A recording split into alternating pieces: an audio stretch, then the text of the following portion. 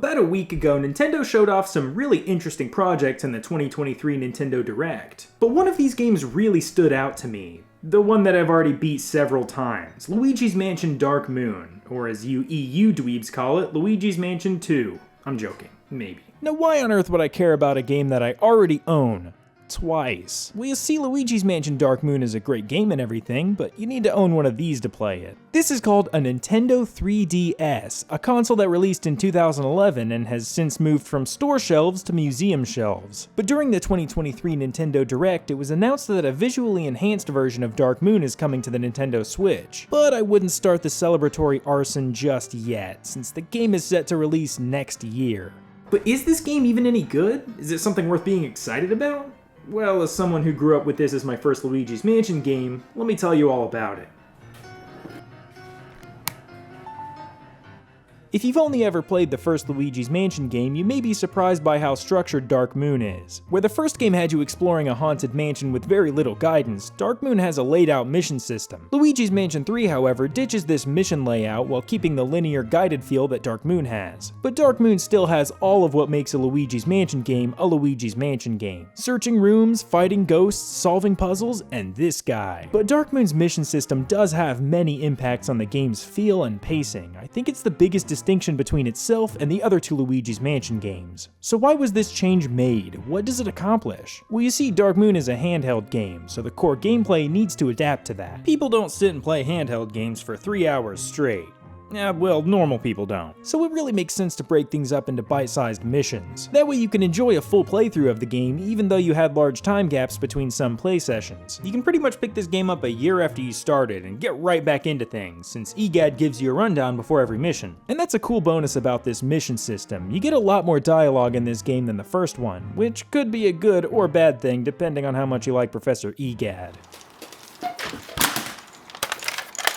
On top of making things more handheld friendly, the mission system gives you a bit more purpose as you explore. While you may still get stuck in some places, you'll never be confused about what you're supposed to be doing. And you probably will get stuck on some puzzles, although they are almost all very fun and satisfying to solve. But this all depends on how much patience you have, and how good your brain is at being smart at stuff. One of the best parts about this mission system is the fact that each and every mission is replayable, including boss fights. And with the hidden gems and boos in each mansion, these missions are worth replaying. The only thing that this system hurts is the sense of freedom that you got while exploring the mansion in the first game. But that's something else Dark Moon did. It brought in several new mansions. There are a total of 5 mansions this time instead of just 1, and unlike Luigi's Mansion 3, there aren't any hotels. Dark Moon is perfect if you think you'll be bored by just one mansion, but still want to keep things spooky and mansion-y. These locations each stick around just long enough to feel like the theme was thoroughly utilized through the gameplay and visuals. Speaking of the visuals, this game looks astonishing for a 2013 3DS game. Well, on the actual tiny 3DS screen it does. Blown up to 1080p, it looks pretty crunchy. If you look closely, you'll notice that the art style of this game has changed quite a bit from where it was in the first game. The architecture is much more stylized, and the ghosts look a bit cartoony. Some people like this change, but most I've heard seem to prefer the spooky, realistic ambience of the first game. It's all up to personal preference, though. I myself like how Dark Moon looks, because it does an incredible job mixing fun and vibrant colors into a dreary environment. Also nostalgia, but I really do think this game does a lot of things very well, like the combat. Fighting ghosts is very enjoyable. It has enough depth to be satisfying without anything that feels tacked on, and I feel the same way about the gadgets you're given to explore with.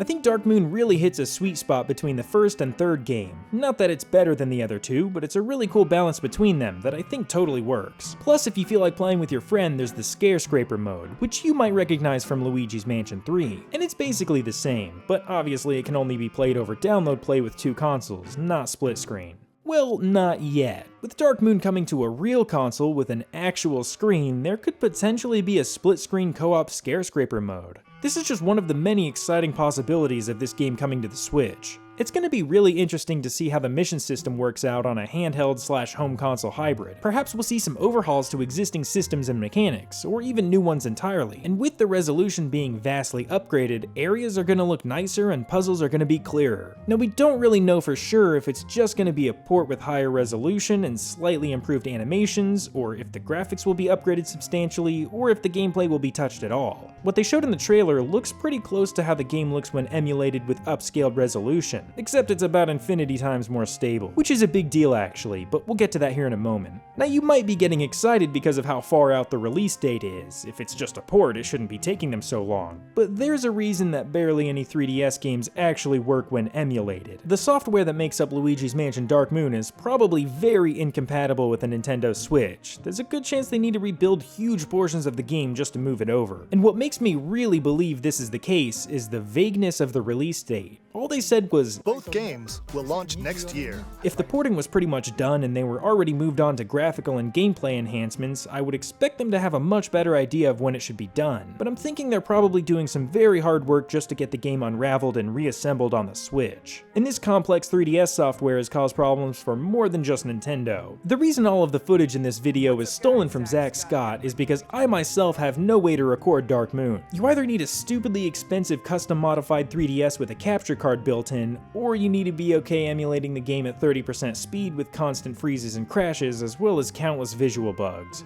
So obtaining footage for Dark Moon is practically impossible today. Well, that is until it releases on the Switch. Then you'll be able to use the Switch's record feature to take clips and screenshots, or if you have an Elgato, you can record 1080p footage directly. This all sounds like a me problem. You guys probably don't care how easy it is to record Luigi's Mansion, but consider this. Dark Moon could see a noticeable popularity boost on the internet if more footage is available of it. Where its YouTube footprint now makes it seem like it barely exists, it could end up allowing for some pretty cool online content if everybody can record it. Well, that's enough speculating on what could happen. Now we've just got to wait and see. But hopefully now you know what Luigi's Mansion Dark Moon is all about, and what could happen when it comes to the Switch. Anyways, I appreciate you watching. Thanks.